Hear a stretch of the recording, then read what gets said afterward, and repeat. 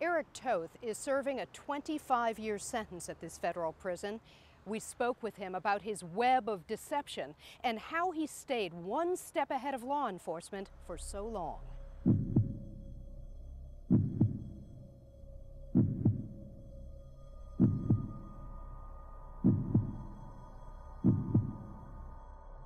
Someone who is really a predator. This is somebody who's beyond looking at images. This is somebody who's created images.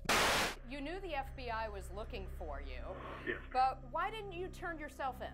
At first it was kind of a game. There was a certain element of, I'm running for my life. It was almost like a long-term adrenaline high. The game ended for Eric Toth, now an inmate at the federal prison in Petersburg, Virginia. But he's long been a prisoner of a mental disorder he says he can't control. My prosecutor said I'm not a monster, I'm just a seriously disturbed individual, and sometimes I find myself agreeing with him. The 32-year-old former teacher is a pedophile who told us his victims were all boys he loved to obsession. Toth was an extremely dangerous individual. For 3 years, Toth taught at Washington, D.C.'s Beauvoir, the National Cathedral Elementary School. Well, honestly, I don't know exactly how many victims there were. The court record said 17. Court records and interviews reveal that in June of 2008, a fellow Beauvoir teacher discovered a school-owned digital camera with sexually explicit photographs and videos of children. It was quickly traced to Toth. So you do believe taking sexually explicit photos of children is wrong? Yes, certainly taking sexually explicit photos of anybody without their permission is wrong. Court records further indicate that Toth had installed hidden cameras inside air fresheners that he placed in school bathrooms. I've made some horrible choices that have hurt people, and I've also made some choices that have helped people and helped the world. He had skills which he developed as a counselor, as a tutor, that he utilized to gain the trust of parents, and then he capitalized on that to exploit the children that he was entrusted to guide.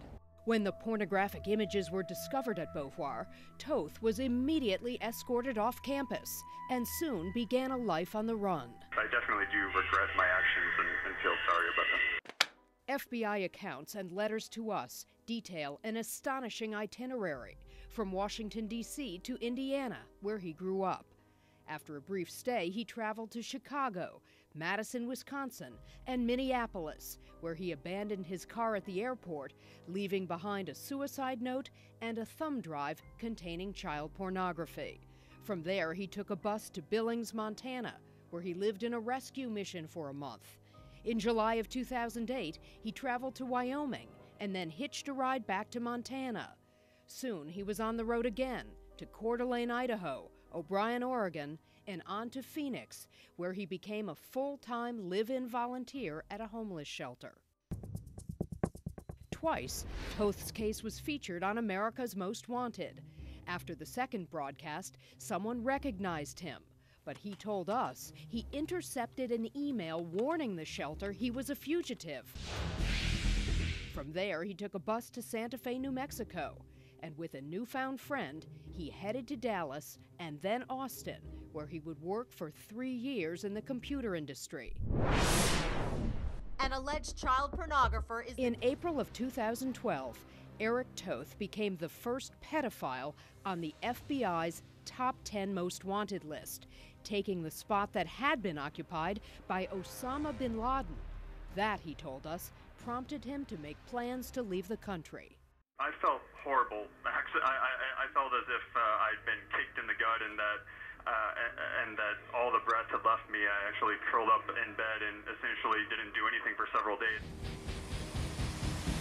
But for Toth, escaping arrest quickly became an adrenaline-filled cat and mouse game. And the law came incredibly close. In April of 2012, Toth says he was on a bus from Arkansas to Texas that was pulled over by Texas state troopers, who asked all the passengers for their identification. Toth thought the game was over. They looked at his fake ID and moved on. And in August of 2013, Toth obtained a fraudulent passport in Houston, photoshopping his own picture and even removing his distinctive facial mole. He says to defy facial recognition software. He had his visa and passport expedited, claiming he was visiting Nicaragua to tend to an ill relative. He would later return briefly to the United States, ironically, to get documents for Nicaraguan citizenship validated at the consulate in South Florida. He then returned to Central America. No hablo español bien. Months later, Toth was captured in Nicaragua, where he told us he'd married a hotel maid to gain citizenship. He'd been turned in by an American who recognized him. The police have been very professional. Thank you. To what extent do you believe doing what you were convicted of is harmful to children?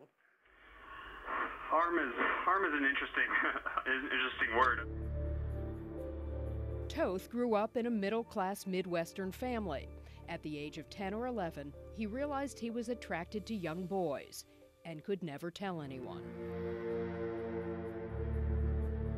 In candid, graphic letters to us, Toth wrote, "When you have to lie about who you are every day, lying, manipulating, portraying a false you, etc., becomes pretty easy." To what extent are you sorry for what you did, or are you simply sorry you got caught? Well, I mean, I would be absolutely lying if I didn't say that pretty much any criminal is sorry that they get caught. The consequences aren't fun to deal with.